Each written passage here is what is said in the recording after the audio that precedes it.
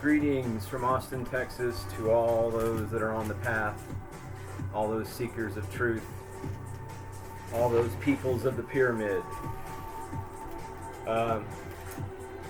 This track that I'm listening to right now is something I found on YouTube. It's called Live from the People's Pyramid, and I thought it was exactly appropriate for this topic, which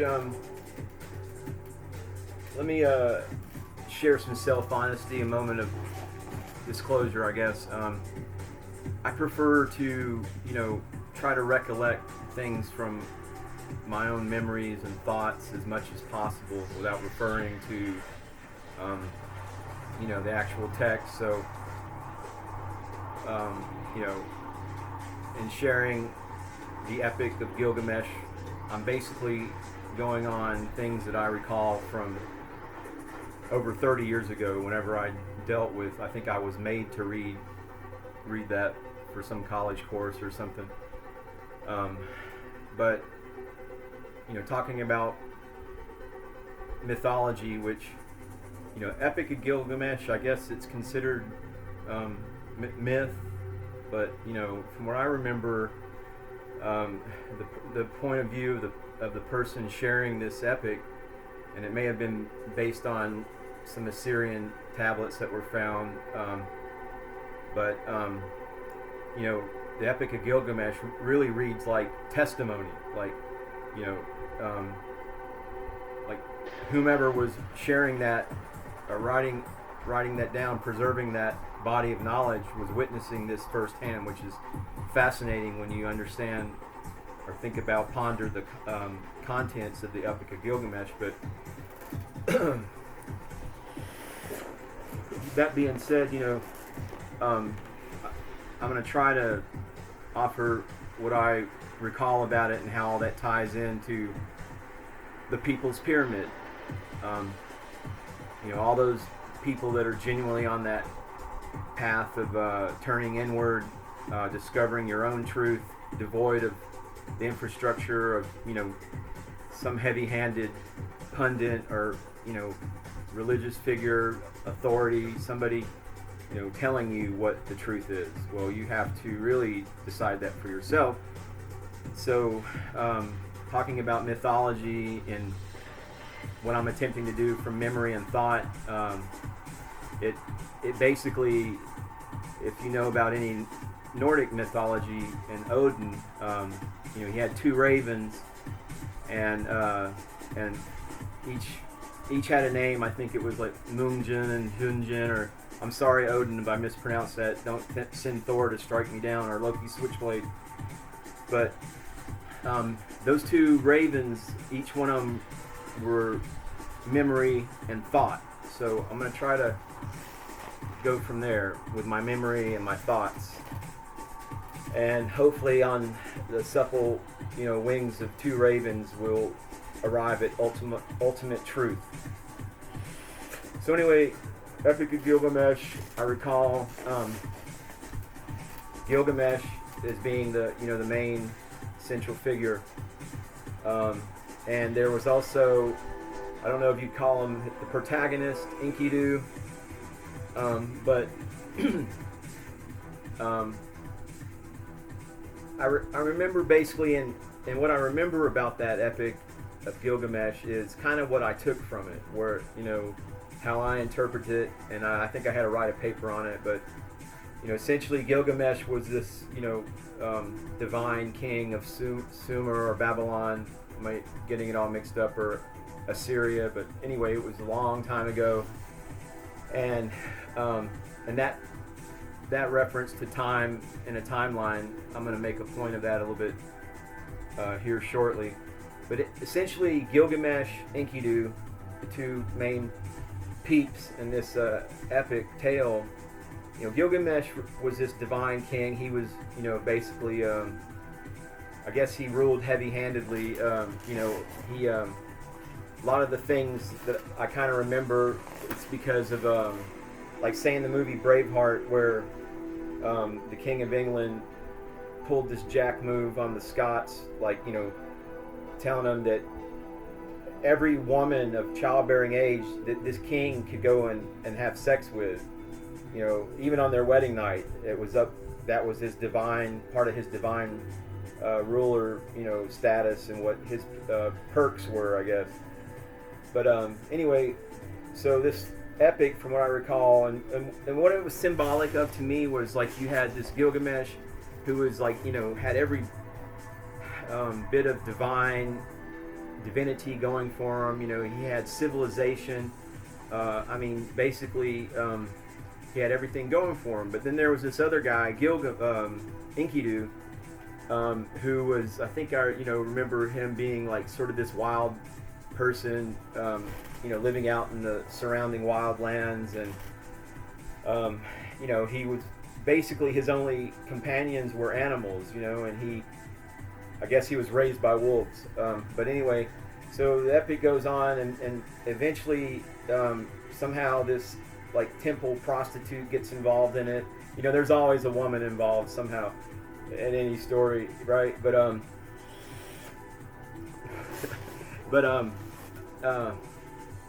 so yeah, I guess this temple prostitute Shamash, or I can't call her name, but she ends up somehow meeting Enkidu, and Enkidu, of course, apparently she's one of the the best temple prostitute. She's apparently her beauty is divine, and so naturally Enkidu he falls for that. And so, but in their relation, this Shamash, or temple prostitute, I should guess refer to her as that.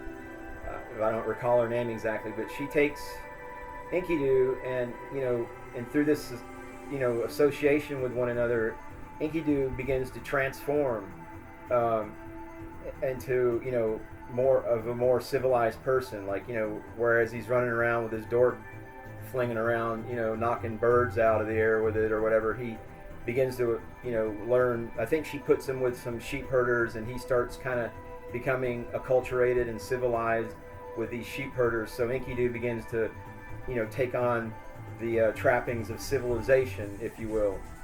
But anyway, fast forward, and eventually, Enkidu decides he's going to marry, or somehow he's going to marry this temple prostitute. Well, of course, Gilgamesh, somehow he's learned of this, what's going on, and that's his part of his divine, kingship or rulership.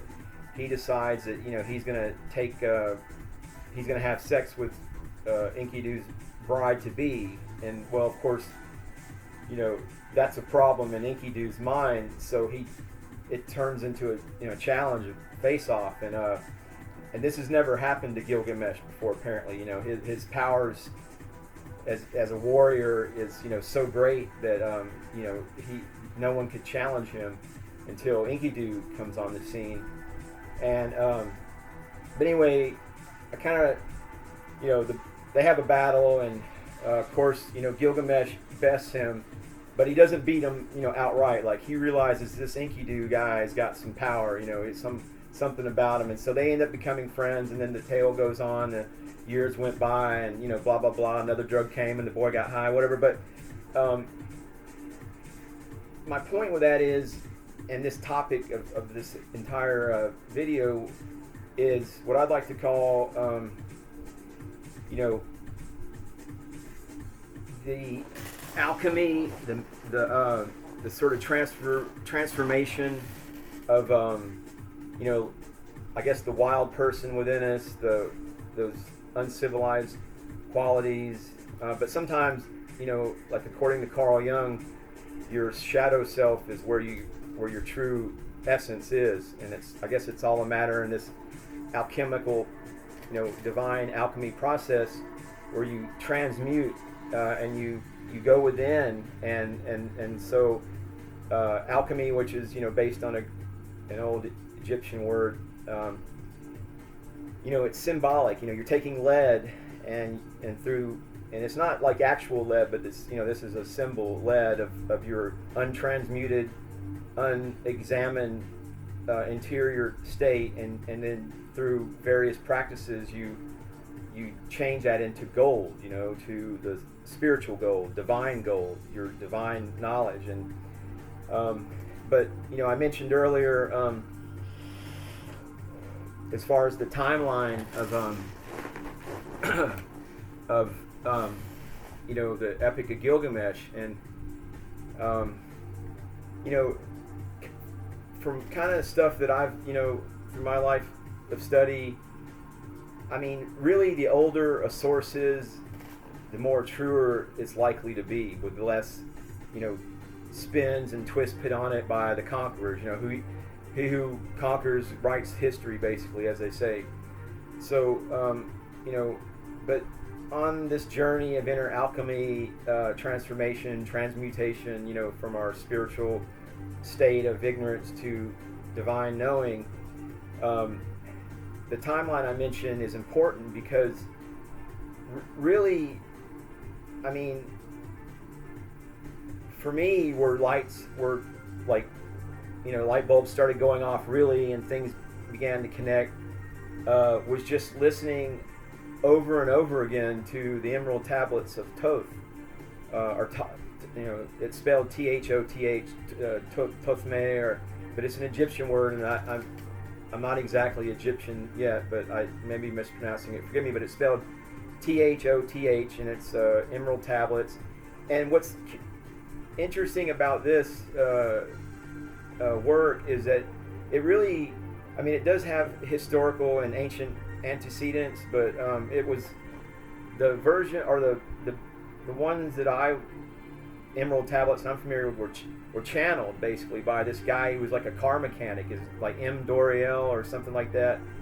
But I mean, like, amazingly, what he channeled and what he put down ties in to a lot of this ancient knowledge that's found within alchemy and the Hermeticus Corpicus, I guess a Greek phrase, but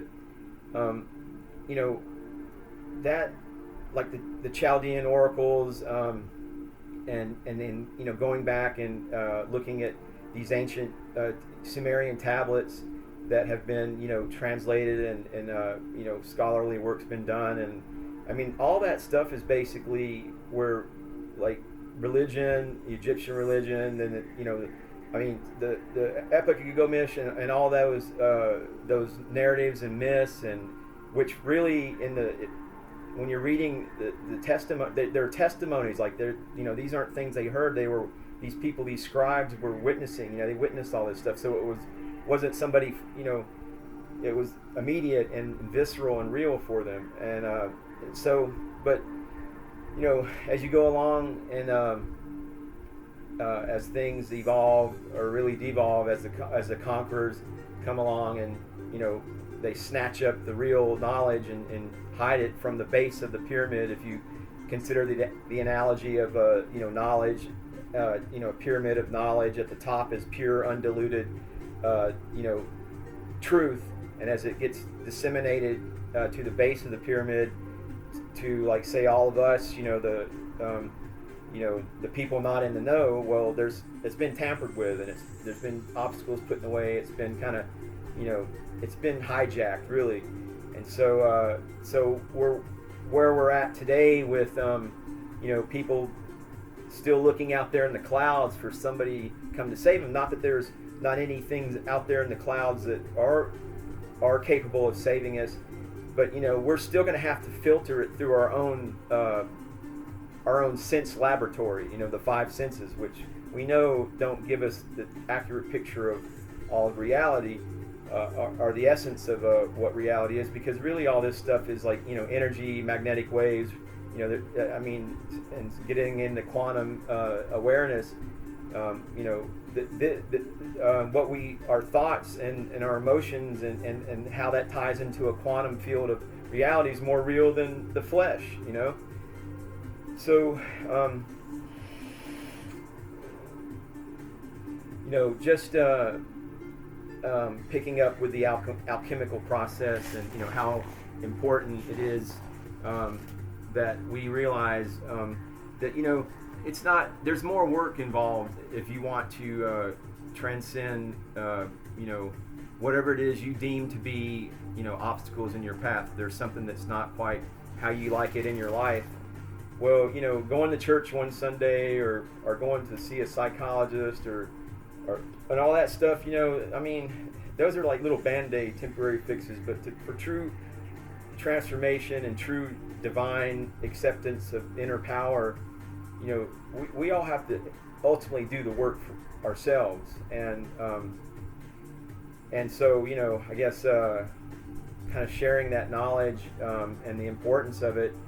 And I've mentioned different mythologies and stuff, and I've talked about this in a other video in regards to the way I see that how each separate mythology and the things that we kind of bring to the table when we get in among our fellow humans. And there's a lot of sometimes conflict because it's like, no, this is right, no, this is right. Well, everything's right to you, how it worked for you on your path. But going forward in this day and age, we're all peoples of the pyramid, really. And if and so getting from that base where we're all kind of starting from, I think in alchemy, it's negrita. It's like a color black is where we start from, the untransmuted divine essence. And so are at the base of the pyramid. And but however we build each little step, each solid stone we get to the peak of the pyramid, the all-knowing, all-seeing eye. Not trying to drop any references to Masons or any of that new Illuminati crap. They're evil, but anyway, we'll see what's evil, right? What's good to me or evil to other, it's all relative. So that's my point exactly. Like I say something, it doesn't jive with your path or your whatever blocks you've built to get to where you think you are at the top of your pyramid. So meta-human systemology, as put forth in the books that I've talked about like 4 or 5 videos past, as Joshua Free puts them out. And this system, and it's, to me, that is the sanest way to explore spiritual technology, and kind of all of us get on a same wave, a same note, same vibration, where we can do our inner work in our own inner laboratories, our own divine human spiritual laboratories that we have. Whatever it is we're experimenting at, or whatever it is we're doing to, get to where we want to be at that top. And, but yeah, you got to kind of look at the sources of your knowledge and realize that there's nothing wrong with, wherever you're at in life right now, as long as you're safe. If you're not safe, then you need to start figuring out what it is that's not making you feel divine. Because really, when you realize that God is alive, she's alive within you, that we are divinity, that all of us, and it's that, all life is precious. And when you realize your divinity, you're going to start living differently. You're gonna those things that aren't conducive to your inner transformation, your alchemical experiment and growth, you're gonna realize all things that are false to your divinity, they're gonna go away, and as well as they should. I'm talking about living like a monk at some point. Eating well, getting everything that's conducive to your growth as a human being and your journey to divine sonship, divine daughtership. We're all divine, and that's the greatest crime really that's been put upon all of humanity, is making us think that we're anything less than divine. If we all knew, and I know it, every breath I take, I know this is my truth, my awareness, that we are all divine, that God exists in each and every one of us. And when you know that, how could you go off to war to kill somebody?